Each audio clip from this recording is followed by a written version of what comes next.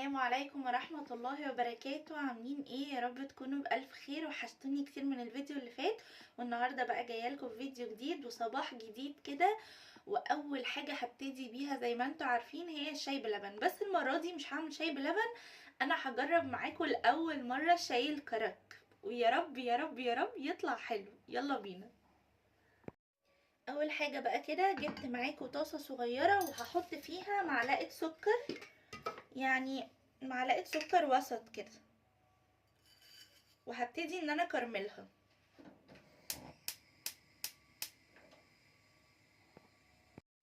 هحاول بقى اقلبه كده بالراحة لحد ما يبتدي ان هو يتكرمل، وبعد كده هنشوف هنعمل فيه ايه. قولولي بقى عاملين ايه الفترة دي، عارفة ان كله بيمتحن. ربنا معاكم يا رب كده وييسر لكم امركم. تقريبا كي جي 1 و 2 وجريد 1 وكده خلاص متهيألي قعدوا يعني.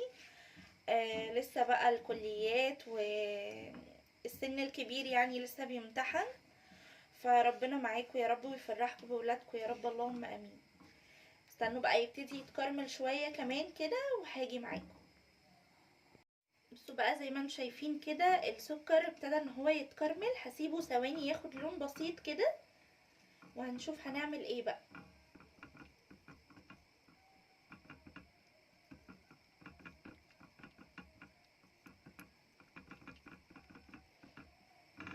بصوا خلاص اول ما ياخد اللون ده كده هنوطي النار شويه، وهنزل بنص المج اللي انا هشرب فيه ميه. بسم الله.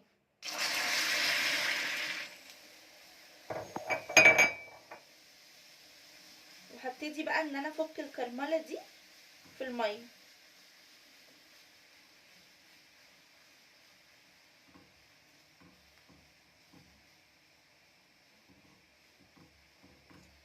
هحط بقى عود قرفه صغنن كده، وهحط 3 حبهان و3 قرنفل، وهسيبهم بقى يغلوا مع بعض شويه، وهزود كمان الشاي بتاعي المقدار اللي انا بحطه.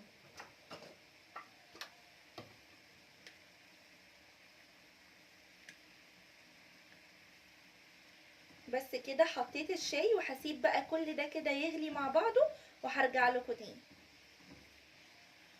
زي ما انتم شايفين بقى كده خلاص هو غلي كويس، ويعني روايح الحبهان والحاجات دي بدأت تظهر فيه. فيلا بينا بقى نصفيه ونشوف هنعمل ايه تاني. هجيب بقى معاكم البراد وهجيب المصفى علشان نصفيه.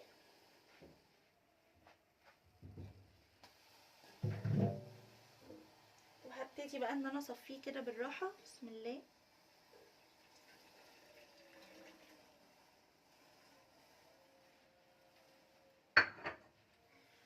وهنزل عليه بنص كوباية لبن،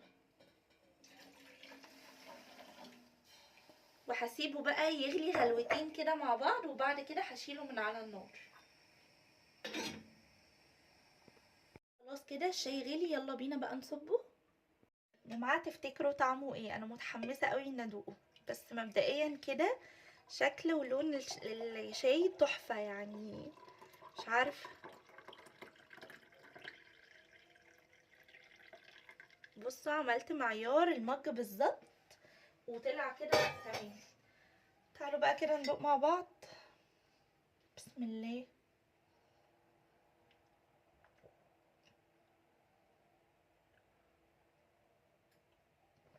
جماعه طعمه حلو قوي قوي قوي، ريحه الحبهان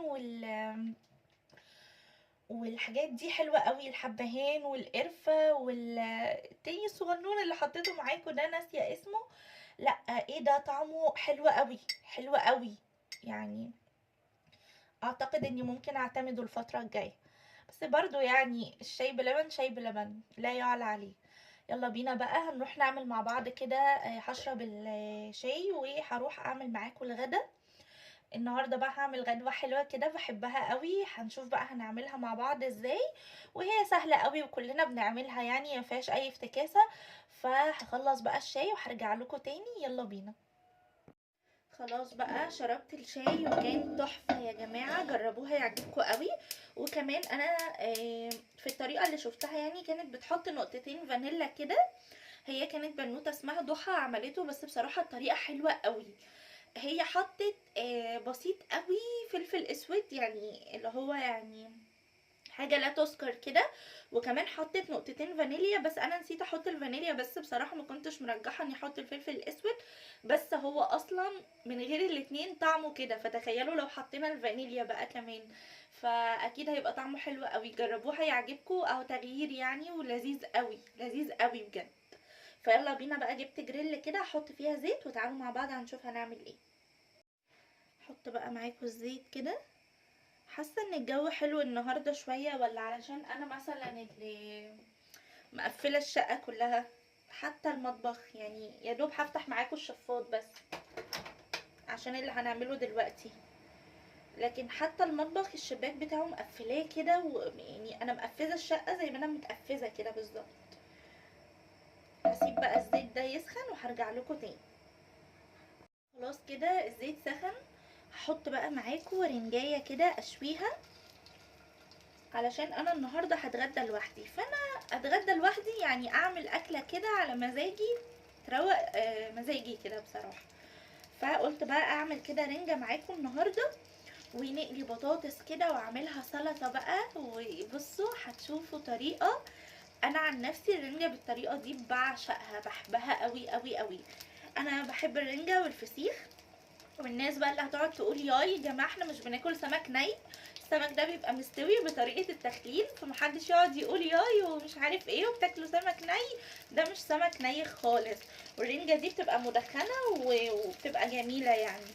اظن ان الشعب المصري كله تقريبا بيحب الرنجه. فيلا بينا. وعلى فكره وثلاث ارباع الشعب برضو بيحب الفسيخ وبيحبه قوي كمان. فانا بقى النهارده للاسف ما عنديش فسيخ، فعندي رنجه. هعمل بقى معاكم الرنجايه دي كده، وتعالوا نشوف هندلعها ازاي. زي ما انتم شايفين بقى انا عماله اقلبها كده على الجنبين، وهي تخنت كده، علشان يعني هي لما بتتعرض للنار بتعمل كده. يعني احنا اكيد كلنا عارفين، انا مش بقول لكم حاجه جديده يعني.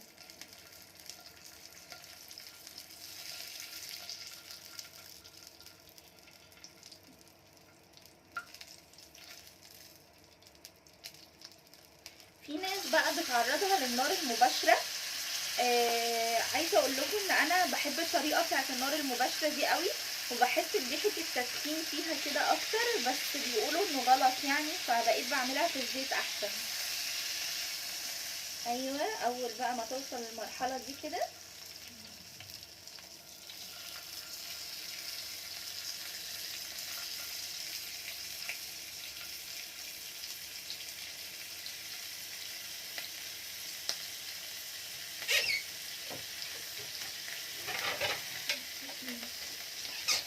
بس كده بقى هجيب معاكم طبق وهشيلها، هسيبها تبرد ثواني علشان اعرف ان انا افصصها، وهرجع لكم تاني. تعالوا بقى يلا بينا كده نفصصها مع بعض ونقعد نتكلم شويه. مش عارفه هتكلم معاكم في ايه، بس حاسه كده ان عندي طاقه رغي النهارده كده، وصاحيه اللي هو صباح الخير كده يعني. ف بصراحه مش عارفه. يا لهوي على الجمال يا جماعه، بصوا ما شاء الله اللهم بارك. البطروخ بتاعها، البطروخ حلوه قوي قوي. استنوا كده ندوقه. حلوه قوي قوي قوي، طعمه حلو قوي.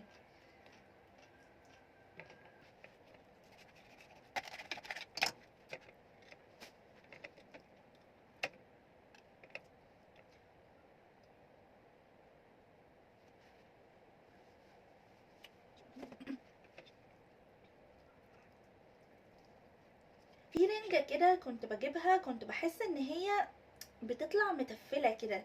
دي شايفين ما شاء الله بتطلع الفص بفصها ازاي، حلوة قوي. بس طبعا نحاول نشيل منها اي سفة يعني موجود.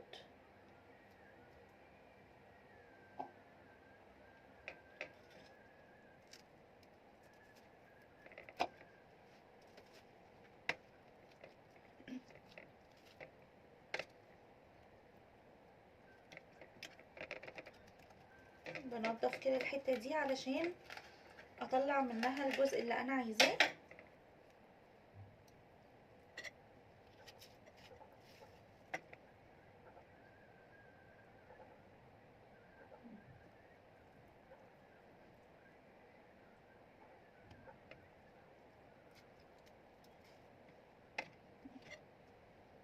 بصوا بقى، انا كده فصصت الرنجايه ما شاء الله كبيره يعني وحلوه.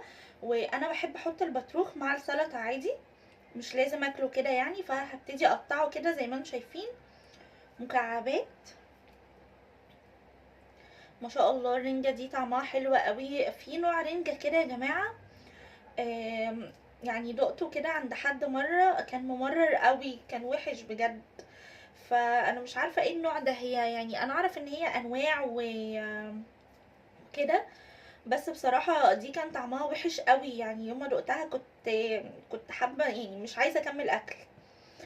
فبس بقى هقطع بقى الرنجة كلها معاكم كده. شايفينها ما شاء الله طالعة كلها فصوص ازاي وحلوة، وكمان ريحتها حلوة قوي وطعمها حلو قوي بصراحة. فيلا بينا هقطعها كده وارجع لكم تاني.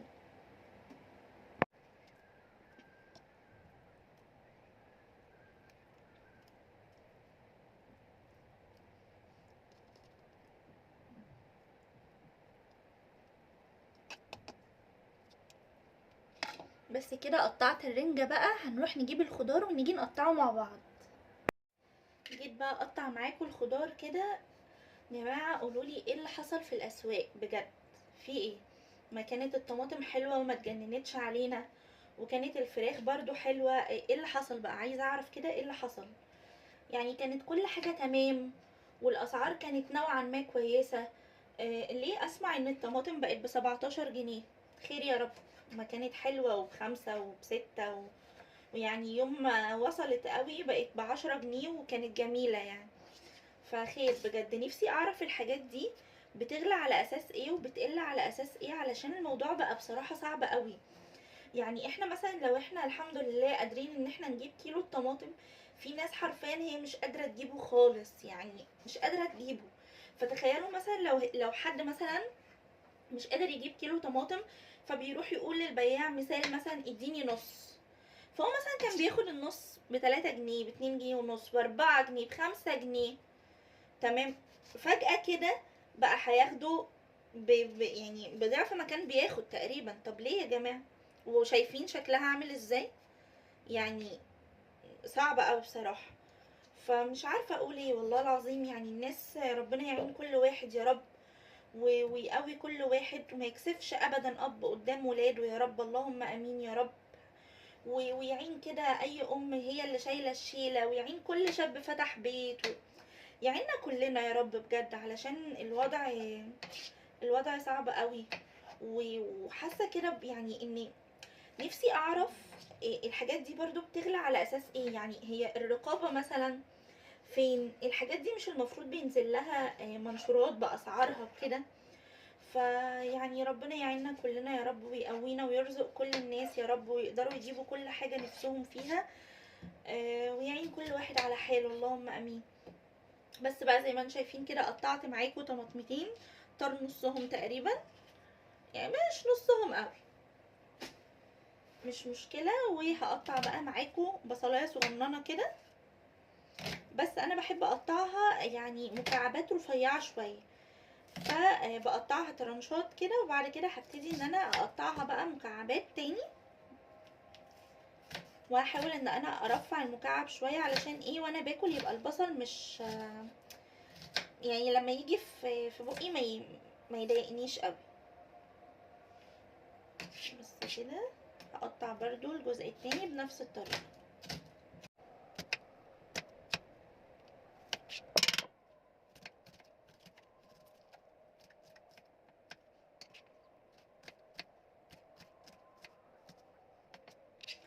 بما ان احنا بناكل حوادق، فانا هكتفي بالحتة دي كده من الفلفل وكفاية قوي، يعني مش هحط اكتر منها.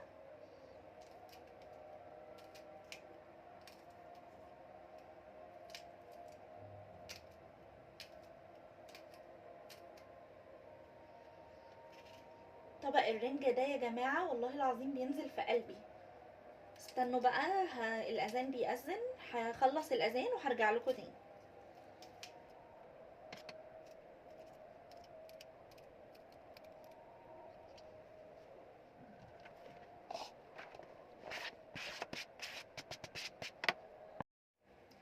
خلصنا خلصنا الاذان بقى، تعالوا نكمل مع بعض كده. هعصر ليمونيه كبيره.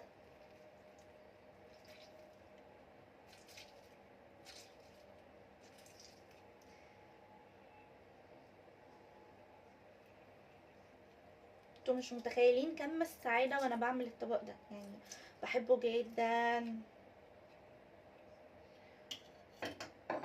هحط بقى حوالي معلقه خل كده، كفايه. وبرده هنحط زيت،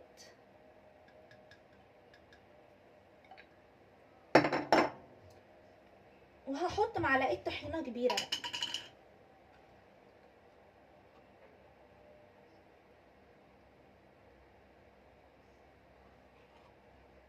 بس كده كفايه قوي.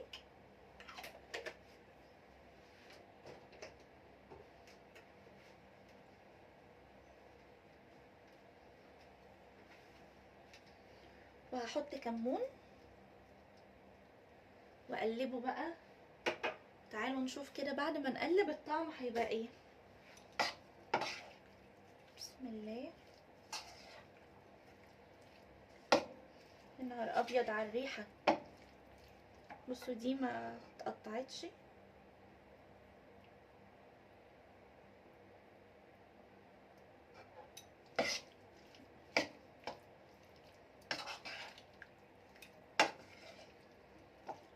انا طبعا بقلبها بالراحه خالص علشان يعني ما تتفتفتش كده.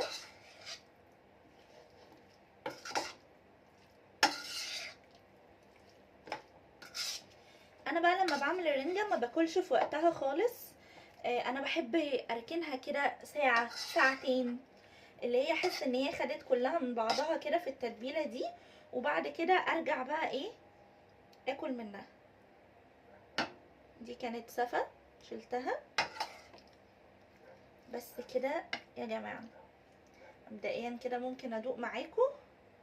طب اعمل ايه في السفه ده؟ انا بقعد اشيل سفه كتير قوي بجد. تعالوا كده ندوق. بسم الله.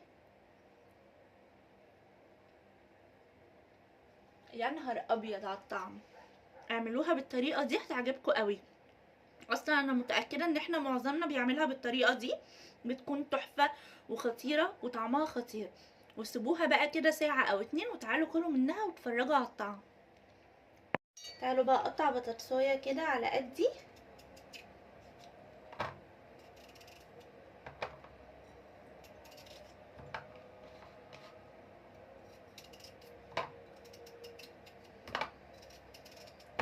انا بقى هقطع البطاطس معاكم، وبرده هركن كل حاجه كده ساعه او ساعتين لما جوع، يعني احنا لسه بدري.